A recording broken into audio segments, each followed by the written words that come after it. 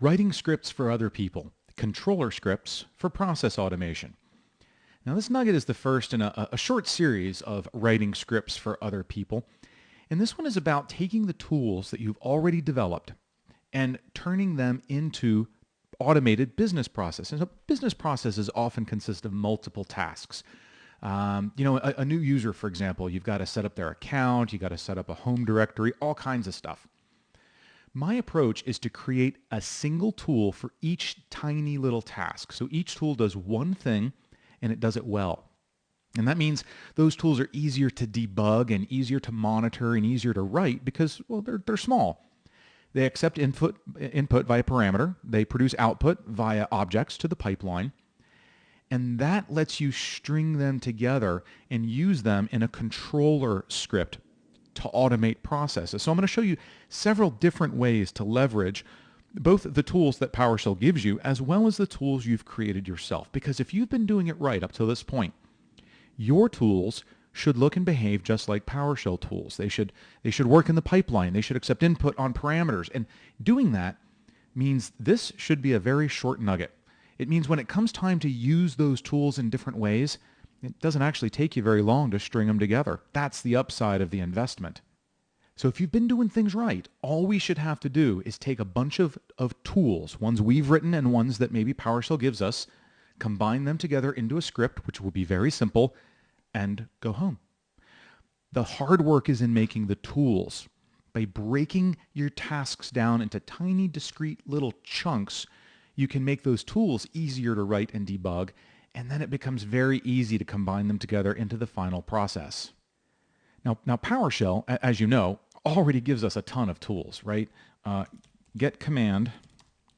Let's see, command type. Let's grab commandlet. Let's grab function. Let's just grab those and see what's built in. 1,800 commands.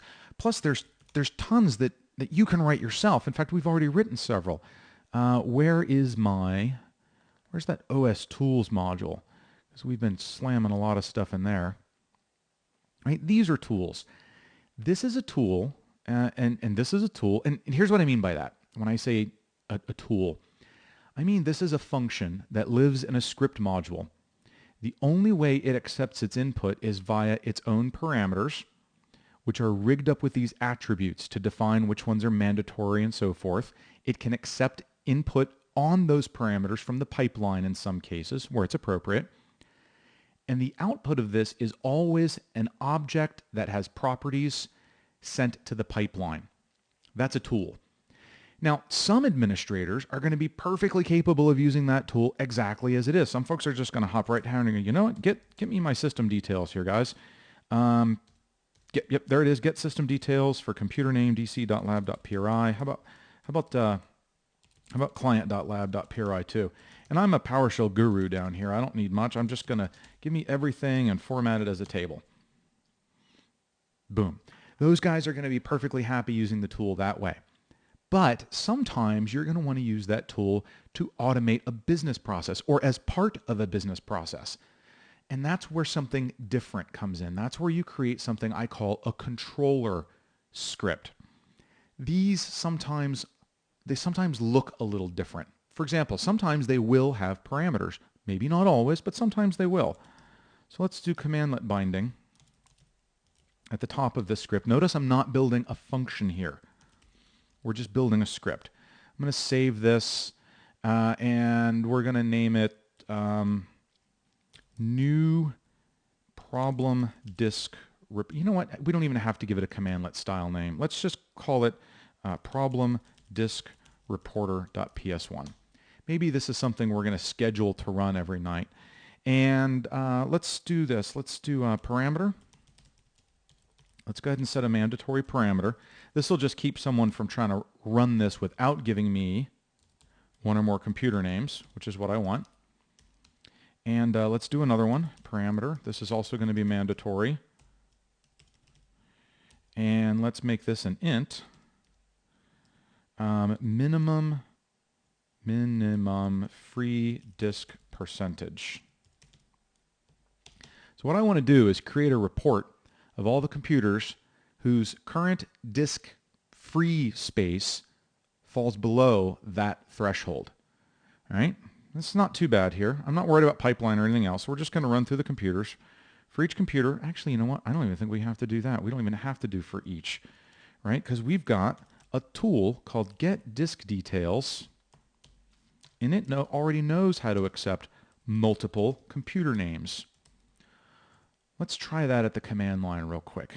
Get disk details minus computer name localhost dc.lab.pri. What's this thing produce for me? It's even got a free percent. Man, we wrote that tool right. This is going to be super easy. Where, so that object is called free percent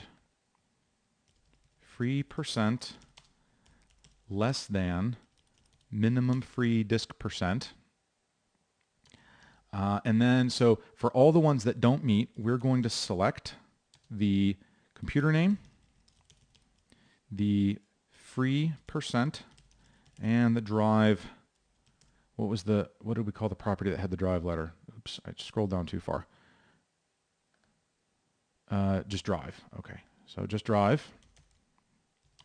I'm going to out that to a file called, I don't know, problemdisks.txt. You know what? It's not going to kill us to make that pretty. Let's format that as a table with auto size, shall we? Auto size, yes. So that's all one command right there. Then send mail message. Attachments? Sure. Problem disks.txt to admin@company.com from computer@company.com. Whatever. I'm actually going to comment that out because I don't have a mail server set up in my lab here, so I don't want that to explode. So that's it. That's the tool. This is doing the hard part. We're just now leveraging that information. We're filtering it down because we don't need everything it produces, deciding what it is we actually want to see on the other side of that, making it a little pretty, putting it in a file, and mailing it to someone. I can come down to the command line now and test that. Problem disk report, computers. Let's go for dc.lab.pri and client.lab.pri. And let's specify a minimum. Now, look, if I specify a minimum of 10, I'm not going to get anything out. Now, my DC says it's got 84% free. My client here has only got 54. So let's say minimum is 70. Means my DC shouldn't show up, but my client, which is below 70, should. Yikes, that didn't take long. Did it produce what did we call the file? Problemdisks.txt. There it is. So simply by having a tool that accepted input and produced objects, I can now use that in a very task-specific situation. I didn't write the tool to only show me people with low disk space because I might want to use that tool sometimes to query everything and see where we're at. Sometimes I might want to say, give me the disk details for all the computers whose disk drives are smaller than 30 gigs because we're buying new drives and I want to go see where I might need to swap. The point is that the tool, Get Disk Details, doesn't worry about the particular context or situation in which it's going to be run. The tool gets used in a controller script, and the controller script applies context and situational awareness and specificity for this scenario. So, I mean, once you've got the tool written, you can use it in so many different ways so easily. What did this take us? 6 minutes to actually write all that out? And now we've got a tool that can be run as a scheduled task and just automatically send mail attachments with disks that are nearing a problem threshold. I mean, I can't think of any way to be more efficient with PowerShell than to do it the way we just did. So you see how easy that is? Once the tools are written, you just kind of combine them and then you're done. That's it. There's no more to do. So taking the investment to write those tools up front and to make them reusable means you're going to get to use them in a lot of different ways. In fact, the next nuggets are going to continue to just reuse existing tools in different scenarios, different types of controller script. So that's kind of the term we're going to use. Those tools, the things that we built into script modules that look like PowerShell commands, those are tools. And then the scripts that actually use them to automate a business process or create a menu for a user or whatever else, those are controller scripts and they follow a different set of rules. I hope this has been informative for you, and I'd like to thank you for viewing.